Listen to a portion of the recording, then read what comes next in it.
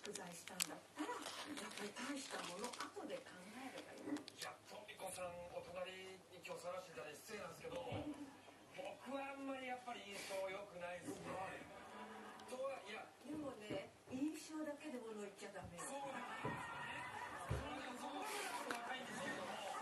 皆さん、ここで一方応仁の乱でも大きな動きがあったようなんです。ちょっと見てください。これ最初この日野富子さんと吉久さんはこの山名宗全についていましたが、なんとですね、はい細川勝元さんのもとに行ってしまったということなんですよ。